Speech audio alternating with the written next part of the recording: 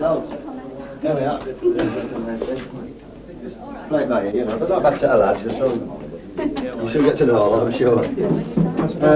Some papers here, I'll stand out, you will. Minutes and things. Yeah, Afternoon, Bob.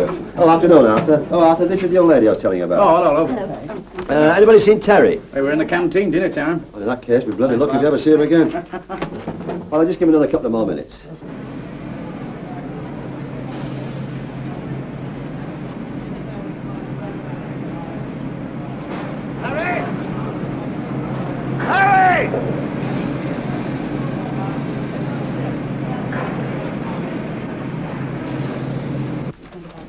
Yeah, make a start. Good. Yeah. Right, lads, we better make a start. We can't wait all day. We're not reading the minutes. Right. Perhaps, please.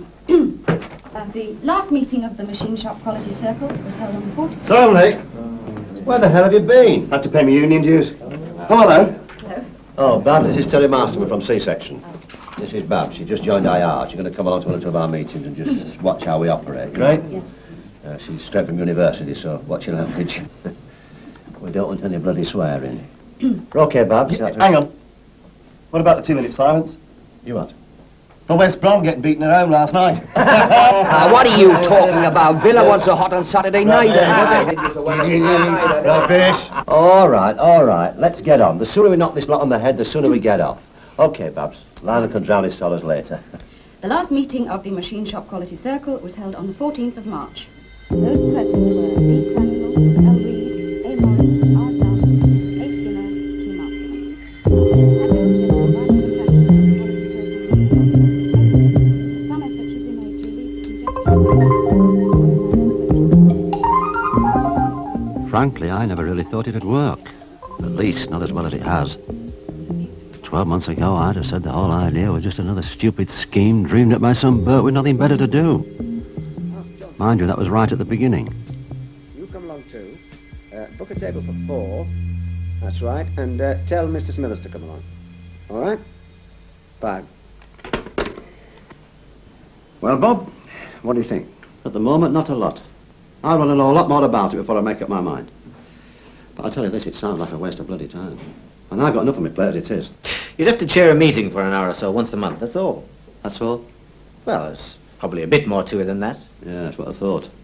Anyway, what's wrong with the existing quality setup? I mean, why do we suddenly have to have these circles all over the place? There's no use looking at me, Bob. I don't know much more about it than you. The plant director's willing to make a try of it, and Charlie here has picked us to be the guinea pigs. Yeah. Well, look, let's get it straight. The idea is that you want me to pick 4 or 5 more volunteers from the machine shop, and together we're going to start looking at the quality problems and try and solve them ourselves. Right? In a nutshell, yes. Exactly that. Well, what are you quality people going to be doing in the meantime? Sitting on your backsides? Not much chance of that. We carry on as usual. Well, if you're going to carry on as usual, what's the bloody point? Look, quality's everybody's business, or ought to be. You know that as well as I do. At the moment, if there's a problem, it gets dumped in our laps. All right. That's what we're there for. But we're not magicians. We can't come up with all the answers because we're snowed under. Okay. We tackle the more serious problems. But what about the others? And the little things we never even hear about? They all affect the quality of the cars that come off the end of the line, and there's no use closing our eyes and hope they'll go away, because they won't. And that's exactly the kind of problem that quality circles can deal with. Look, I'm not saying we haven't got our problems, because we have, same as any other shop. But whether we can sort them out ourselves, that's another thing altogether. Come here a sec, Bob. Just take a look down there. There's 200 blokes down in that shop, all doing 200 different jobs. And when it comes to their own particular job, they're the experts, every one of them. They don't cock up a job for fun. If there's a problem, there's a reason. And 9 times out of 10, the reason's down there. You give them a chance to tell you the reason, and you've near as damn it got the answer. That's why quality circles have so much going for them. They'll be part of the shop floor. No red tape, no laid-down procedure, no bull, just a group of mates helping to solve problems where they actually happen. And that's a damn sight easier and cheaper, and probably a damn sight quicker than us lot galloping in from outside.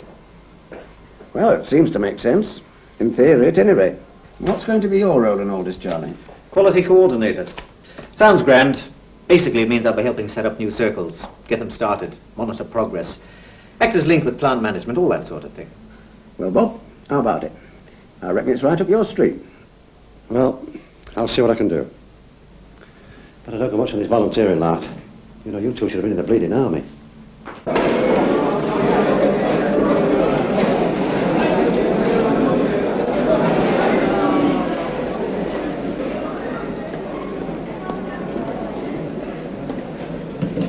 You'll be sorry.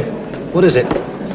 Well, he says it's chicken, but I'm not so sure. I just like to tell the next of kin. I don't see you in here very often. No, well, I wanted a word with you two, so I thought I'd risk it.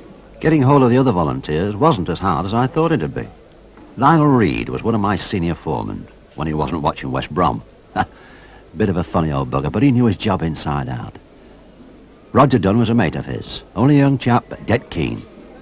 I've been keeping my eye on him because I reckon with a bit more experience he'd make a good foreman. Anyway, I don't know whether they felt I'd made them an offer they couldn't refuse, but they both agreed to give it a try. Excuse me. Arthur! Arthur! Ideally, we were looking for 6 people altogether. A couple from the supervisory side, a couple of union blokes, and 2 others. Arthur Morris was the shop's senior steward. Decent sort of bloke, and we got on very well most of the time. He liked the sound of it right away. All right, count me in. Any idea who else? Who do you reckon? You know the other stewards better than I do. Nobby Clark, Terry Masterman. If it were me, I'd go for Terry. I know he's got a lot to say for himself, but he talks a lot of sense. If you like, I'll have a word with him. Right, I'll leave it with you. Finding the last member of the team wasn't quite so easy. People were interested, all right, but I suppose they were just worried about how much the involvement would be. No, I'm not interested. Well, you've heard about our quality circles, aren't you? Because you see, we're looking for another member, you know. Would you like to join us? Oh, no, why? Right? Why not? Like I say, about these quality circles, we're setting them up in various departments. We're setting one up here. We need 6. How about you? Do you feel like doing it? John! Gobblers! Surprisingly enough, it was Masterman who came up with the final volunteer. Right, come on, Alec. How about it? I don't know, I'll think about it. Oh, bloody hell, I'm not asking you to marry me. I'll let you know tomorrow, I promise. Look, I'll toss you for it, right? Heads, you're in, tails, you're out. I'll get it. Don't you trust me or something? Now, come on, call. Heads, you're in. There's a training session next Wednesday morning, 9 o'clock. You can be ink monitor. Don't look so bloody miserable. Remember, today C-section, tomorrow the world. Tomorrow the world? Silly sod. So remember, the golden rule is keep it simple. Keep your meetings simple. Keep the organisation and the records simple. Identify simple local quality problems, and above all, try and keep your solutions simple. If possible, we want to avoid suggestions that are going to involve outside departments like production engineering. They haven't got the manpower and they haven't got the money to cope with the masses of new projects. They're up to here already as it is. So let's try and keep it in the family. But suppose there's no other choice. You know what I mean? Suppose there is no simple solution. What happens then? It just gets shelved? Now look, don't get me wrong. I'm not saying we shouldn't involve other departments, only that it ought to be as a last resort. Bound to be the odd times when senior management are going to have to weigh up the pros and cons and give us a decision. And when that happens, I can feed up the details through levels 1 and 2. And if the results will justify the cost, management will probably play ball. Don't forget they're committed to improving quality standards the same as the rest of us. Bully for them. Right, any more questions? Fair enough, let's wrap up. Thank you all for coming, and see you all at the first meeting week Friday. Right? Thanks, right. Oh, Bob, before you go. Are you happy? So far, yeah. What about the others? Oh, it's a bit early to say, isn't it? We don't want to get stuck into it, but they seem keen, and that's something. Good. Look, you may as well take these now. It's all the management information I could get on known quality problems in the machine shop area. You've probably seen some of it already. If you haven't, it might help you sort out a couple of projects we can discuss at next week's meeting. Unless, of course, you've got some ideas already. Well, I have as it happens. You want me to tell you now, will it wait? These bloody scrap rates on the V8 cylinder blocks. What about them? There's got to be something we can do about them. Every month we're top of the plant scrap list on account of what those things cost. The castings alone are worth over 100 quid each before we even lay a finger on them. How many are we losing? Between 12 and 14%, regular as clockwork. How long's it been going on? Ever since I can remember. What makes you ask that? Oh, I just wondered if there'd been a gradual build-up. You know what it's like. Stick a new line in, everything's great to begin with, and slowly things deteriorate. You know, people don't stick to the process sheets. They take shortcuts, that sort of thing. Before you know it, you're in dead trouble. I wouldn't have thought it happened all that much. Oh, you'd be surprised, boyo. A mate of mine from vehicle assembly was telling me about the problems they've been getting over there, particularly on the paint side. And all because some blokes thought they knew better than the process sheets. Oh, it took weeks to sort that lot out. Well, that's what management's frock. I mean, it's their job to see that people do the jobs the way it's laid down. I mean, if everybody went around all doing their own thing, we'd be bloody lucky if we turn out a car a week. And God knows what the quality be like. Anyway, Roger, the block line is your pigeon, so what the hell's going on? Well, most of it's due to handling. You know what that alloy's like, won't stand being knocked about. Anyway, it don't affect the quality of the car, they never get that far. But quality's got as much to do with keeping scrap costs down as building good cars, chum. God knows how many millions we lose in a year. Dead right. And I reckon it's worthwhile looking into. Agreed? Yeah. Right. Now, who's going to take it on? What's that, Roger? It's his neck of the woods. What, on my own? Can I make a suggestion? Yeah. What about getting 3 or 4 fellas from the section with Roger as leader? They're the people doing the work, so they must have some ideas. Get them involved. That's not a bad idea. See, And that was how I got lumbered with the very first problem. In at the deep end. So I began at the beginning, or rather the end, thinking the scrapped blocks might provide a clue to the cause of the damage. No such luck. It seemed that any bit of the casting that stood out proud from the rest was likely to get damaged or knocked off altogether. No common denominator. It could happen anywhere on the line.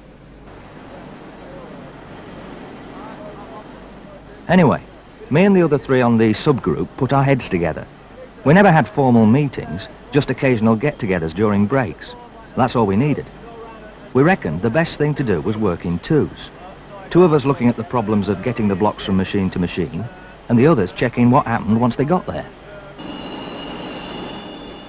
It's amazing how you can work in a place for years and never notice what's going on until you really look for it. Talk about Heath bloody Robinson. All right, the V8's not a volume engine, so there's none of the sophisticated mechanical handling you'd need to shift the stuff about, but even so, it's a wonder anything survived in one piece. We found blocks smashing into one another because the roller runs were too steep in places. There were a lot of stuck rollers that swung castings skew-whiff and caused more blockages. And whoever designed the guide rails provided nice little gaps to snag passing blocks and stop them dead. I tell you, there were more jams than on a supermarket shelf.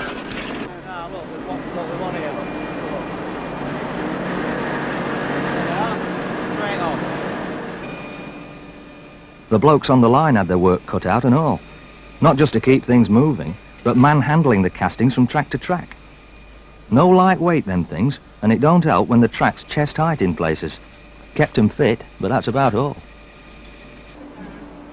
The other 2 found the same, with the operators having to hump blocks on and off machines. There were places where it could be made a lot easier, if only somebody had given it a bit of thought. What it boiled down to was every time a bloke had an awkward lifting job to do, the block was at risk. OK, those are the problems. What think can be done about them? Have you had time to think about it? Well, we've had a few ideas. I bet we're going to make them out of plastic. Oh, brilliant. Go on, Rog. The recommendations of the quality subgroup are as follows. 1. Reduce the steepness of the roller tracks in those places necessary to slow down the pace of the incoming blocks. 2. See if maintenance can introduce new schedules to service the rollers regularly to prevent them seizing. 3. Redesign the guide rails on the tracks to eliminate the gaps that cause blocks to jam. 4. Arrange for new track to supply each machine station and transfer finished blocks back on the line, leaving the operators to concentrate on the machining process. Well, that seems fairly straightforward. Anyone want to add to it? There is one other thing. The blokes themselves. The suggestions we've made are going to be a great help, but they're not the complete answer. At least we don't think so. Almost every man on the section has to handle castings at one stage or another, and that's how a lot of the damage gets done. To be honest, we're not quite sure how to tackle that one. Well, that's simple. Bloody well talk to him. You can't expect him to guess what we're trying to do. They'll just have to try to be more careful. Yeah, it seems like the only way, Roger. Have a chat to him. Oh, wait with old Frank. He's been on the job for years. He'll know what to do. And that's what we did. Between us, we had a word with every chap in the section over the next few days. Frankly, I was surprised at the reaction we got. Can you be a bit more careful, we said. And we weren't told to get stuffed once. And in the end, it all paid off. He says they were all over him. Roger, you got a minute?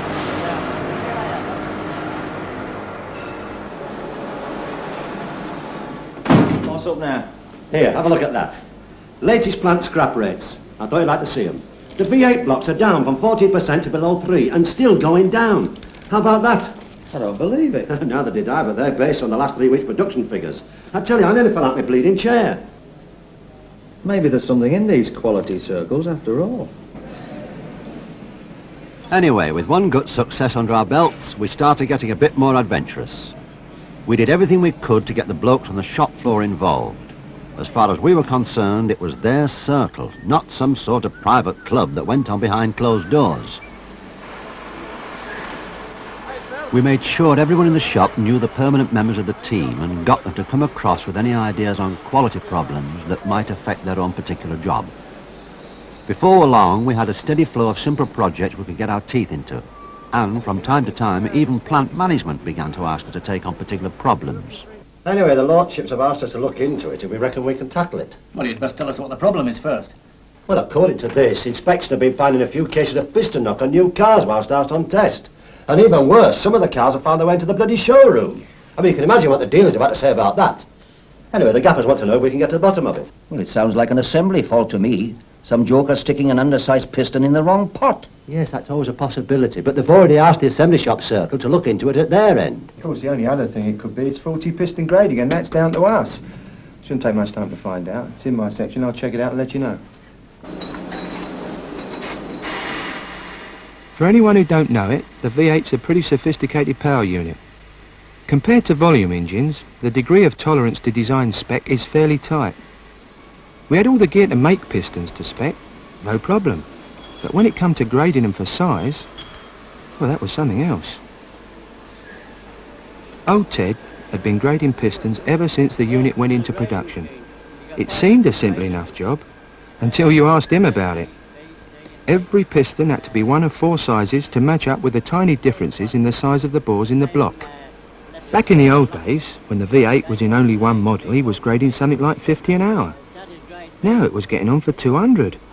Mind you, like he said, it wouldn't surprise him if he dropped an occasional clanger and stuck a piston in the wrong pile for stamping. His mate had to watch his step and all. He only had to clout one of them things a bit too hard and it deformed the piston. Not enough to notice, but enough to cause trouble in the unit later.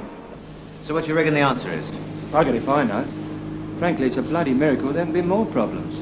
It's not old Ted's fault nor his mate. It's a system they're using. It's so bloody archaic. You mean it's open to human error? Yeah, but it's not only that. These things are so susceptible to temperature. Old Ted showed me. He graded one, cupped it in his hands like this, and after a few seconds checked it again. Due to expansion, the thing was a size bloody larger. What does that prove? Well, it means on a hot day, Ted can grade some pistons to one size, and if they arrive on the engine assembly line during the evening shift when it's cooler, could have shrunk to a size smaller. And because the block's that much bigger, the temperature hardly affects it. Sounds as though I'd better have a word with production engineering, see if they have any ideas. I'll let you know what they say before the next circle meeting. You can decide what you want me to recommend to plant management, okay? Cheers. Yeah, cheers, Charlie. Oh, and well done, Alec. You've done a good job. You going like this, you know, mate, you'll be running this job. God help you.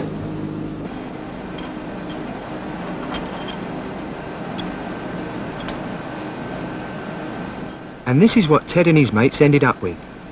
A piston grading and stamping machine that not only does the job automatically, but takes the temperature of the shop into account at the same time. It cost a bomb. But as it happened, production engineering had already earmarked some money for improvements to the line, so we were lucky. Still, there'd be no more cases of piston knock, so I suppose it was worth every penny. Oh, we'll have to do something about it. Yeah.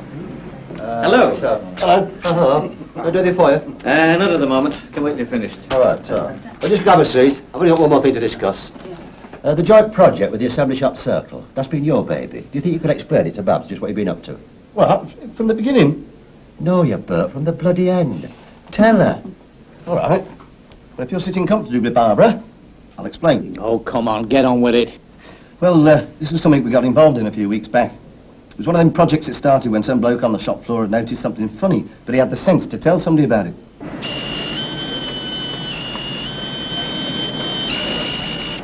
This fella works on the engine assembly line, putting together the bottom half of the V8.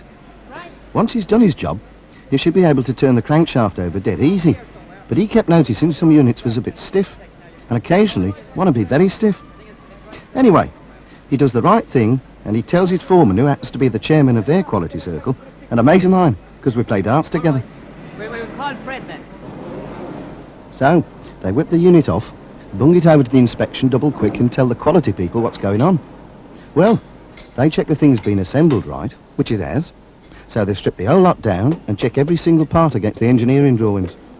Conrods, crankcase, pistons, every bloody thing. We'd had occasional reports from dealers about engines seizing up, but no real problem, so it was a bit of a mystery. Eventually, It turns out to be the crankshaft. A tiny lip on the face of the bearings left over during the grinding operation that's fouling the big end of the conrod. In other words, it was down to us. The first we hear of it is when my mate sends one of his foremen down to one of our meetings and dumps the problem in our lap. It had become one of his circle's projects, and the quality people were happy to let us sort it out between us and see what we came up with. I work on the crankshaft section, so I was the one who got lumbered. The thing with crankshafts is they've got to be dead accurate, and the machine Taffy was using was getting on a bit. Oh, it could do the job, but it relied more on Taffy's skill as an operator than modern technology to get it dead right. On the two sides, you've got the compensate. The problem we was talking about only involved half a thou, and short of sticking in the latest machine worth God knows how much, I really couldn't see a way around it. As good as Taffy was, there'd still be the odd crankshaft that was duff, and he couldn't even check him after because he hadn't got the gear. I tell you, it really had me stumped. Gee, you look right cheesed off. Caught the missus with a milkman, have you? No such luck. It's that bloody crankshaft business. I reckon we're stuck with it. Well, why don't you have a word with them over on the Conrod line? Maybe they've got some ideas. Well, I know. What the bloody hell's it got to do with that lot? Well, nothing except they make the part that's finding on the lip in the bearing. I've been thinking. If there's not much we can do our end, maybe they can modify the big end of the Conrod. Worth a try? You know something? If you were any cleverer, you'd play for West Brom. So, that's what I did, and the solution was simple. They reckoned they could increase the size of the chamfer on the inside edges of the big end with no problem at all. Once that was done, it really didn't matter if the crankshaft bearing had a slight lip or not, because there was nothing to bind on anyway. Of course, we had to get clearance from engineering before we put it up to management, but they saw no problem, so we went ahead. And according to assembly, they've had no stiff engine since. I reckon old Lino deserves a medal, don't you? Yeah? Well done, Lino. Right? Which is why I'm here. You remember I put you lot up for the Company Quality Circle Awards a couple of months back? Well, I heard in the grapevine that you've been shortlisted with two others for the best overall performance this year. Thought you'd like to know. Great. Good. Mind you, you're up against circles from the design department and the trim shop, and they're pretty bloody good too. But we should know in about a month. That's all right. That's all right. Well, I don't know about all of you lot, but I'll believe it when I see it in bloody writing. Well, that's it, lads, till next month, and the times will be posted up on the notice board. And all I can say right now is, thanks very much. Right. Thank you. Thank you. Yeah. Thank you, Barbara. You're welcome. See you too. See you, Barbara. Bye-bye. Bye-bye. Bye-bye. Bye-bye. It'd be nice if you get those typed up for me, love, as soon as you can. Well, that seemed to go off all right, didn't it? Yeah. Yeah. You should have seen it when we first started. See you.